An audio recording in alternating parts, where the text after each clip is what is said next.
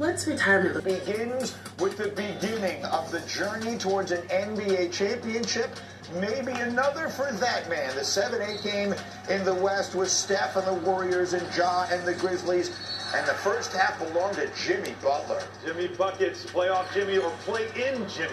In this case, Jimmy G Buckets. The G stands for gets. Butler had 21 in the first half. And then watch this sequence in the second quarter. We are going to count the number of feet that Steph Curry travels before making this bucket in the corner. Watch him go. He's still working. He's still working. He's going to give it up. He's going to get it back. Steph Curry, swish. 143 feet of work. Golden State up 20. But Ja's not going away. How about this off the glass, Allen? Yeah, that's a pretty move. And watch this here, because it's not just off the glass. It's around the defender and off the glass in the finish. Ja had 15 at the half. Just a 12-point game, so Memphis is still in it. 4.5 to go in the third. It's a 4-point game, but I want you to watch closely the right ankle of Ja Morant as he comes down. We'll show it to you here. That's happened way too many times in his career. He's playing so great that an injury happens, but come back. He would. He would make the foul shot. He'd sit a little. Grizzlies down 3 after 3. You see him hobbling, limping, doing what he can. He would come back in the game, and he would continue to play well. Ja Morant had a good night last night. 9 minutes to go in the fourth. Grizzlies are down a deuce. Ja would score 22. That bucket ties the game at 98. But then Steph happened, as it seems he always does. Wrist hurting him, not a problem. Steph went nuts in the fourth. Just him finding the ability to just catch and shoot threes. He had 4 of them where he didn't even take a dribble, just catch and shoot. And you always ask yourself, how is he open? Because he moves without the ball so well. He had 6 threes on the night, 15 points in the fourth quarter. Warriors going up by 6 on the fake here. And then the game ends on this play.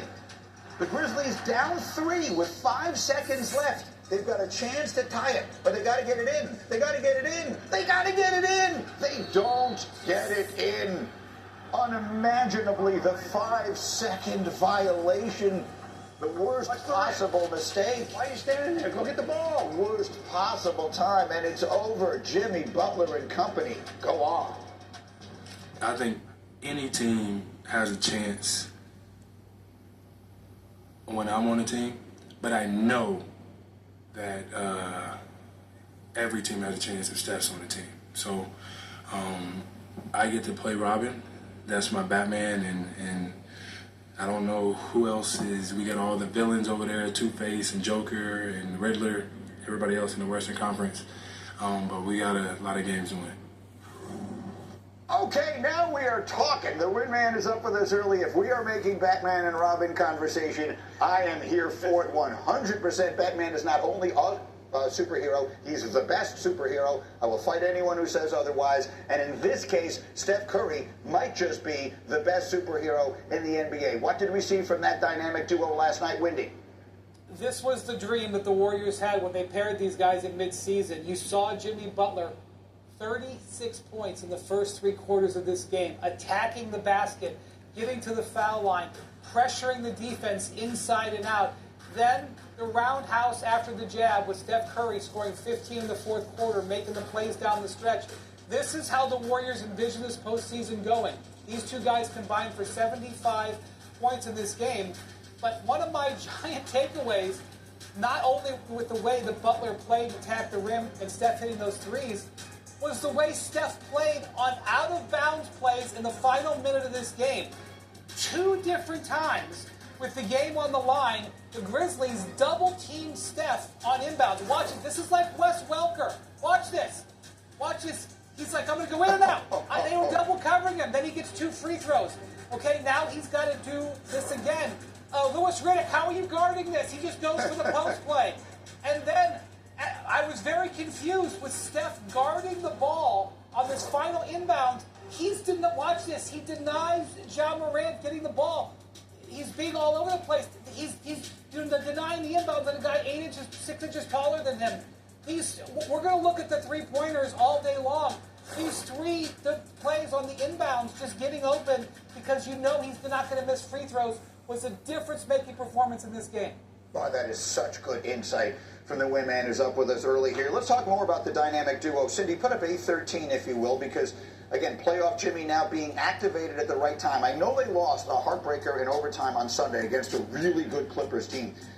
But in the last 2 games, they've gotten 30 points from both Steph and Jimmy Butler. In their first 81 games of the season, they didn't have a single night where any 2 players scored 30 each. So they are activating the dynamic duo at exactly the right time. And against also a Clipper defense that is very good, a Grizzlies defense that is also very good, and actually tough he is right now. At 37 years old, the energy that we just showed you on that end of the floor in defending the ball late in a game, and what was a tough game. In a game where, by the way, he ran 2.96 miles throughout this game, which is the most he has covered, most ground he has covered, distance he has covered in a game this entire season. You talk about a guy that was ready to get into the playoffs who wanted it.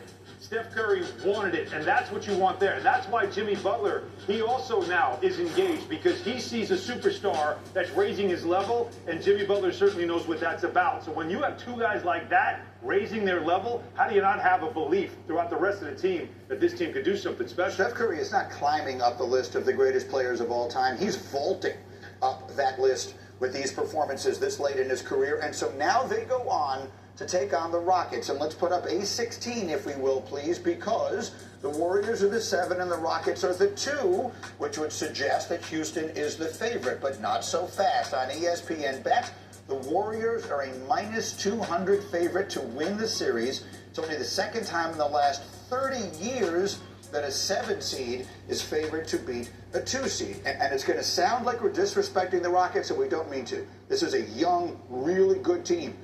But it may be a team whose day is still out there in front of it to some degree. Some might argue that by losing on Sunday, the path for the Warriors sort of came together kind of nicely. Get out of the play-in like they did. Now you get Houston. Now on you go. Stay away from Oklahoma City. How do you think this thing shapes up for Golden State going forward with you? Yeah. I would just say to the people who are interested in wagering on these 3 series we know in the West, the Lakers, Wolves, the Clippers, Nuggets, and now this series, Warriors, Rockets, I wish you luck telling me that you're going to think you see a favorite because these series are very, very tight. But if your point is that if the Warriors had a choice between choosing playing the Thunder, the Lakers, or the Rockets in the first round, or the Nuggets, who they would choose, yes, they would choose Houston. Now, I will tell you there are some worrying signs. We just showed all this data and all this running. I'm not sure this bodes super great for the Warriors. They did not get a great performance from their supporting cast last night. Also, they got pounded on the boards. They got pounded on the boards by Ivica Zubac on Sunday when they lost to the Clippers. They got pounded on the boards by Zach Edey and the Grizzlies last night. And Steven Adams and Perrin Şengün are going to come in and pound them on the boards in this series. The Rockets are also very deep, and they're going to throw guys at Steph and Jimmy and try to tire them out. They're going to need to go down their bench a little bit. And a side note from this game, Steve Kerr's abandoned Jonathan Kuminga. Didn't play him in this game. I'm not even 100% sure Kuminga had his uniform on. I was like watching this. He had a warm-up on. I'm not sure he had his uniform on. I think he was not thinking he was going to play at all. I don't know about that decision because I think they're going to need him. So I think this is going to be a huge battle for a long series. All right, we will keep an eye on it. Your thoughts, Alan? Golden State and Houston this series starts Sunday night. Yeah, physical, obviously, for Houston, they're going to have to be. They're going to have to manhandle them. They have size, but do they have enough offense to keep up with what Steph Curry, Jimmy Butler, and company can do when they're rolling? Right. Playoff spot on the line. Winner here facing the 2-seed Houston Rockets. He's known as playoff Jimmy, but tonight he's going to have to be play-in Jimmy. I really believe I can score with the best of them. I don't care who I'm lined up against. 48 points for Jimmy Butler. Curry off the screen, fakes, fires, just stuck it. Butler and Chef Curry put this Warriors team on their shoulders to get them that 7th seed. You appreciate how important it is to play meaningful games, and now we have a series that's going to be full of meaningful ones.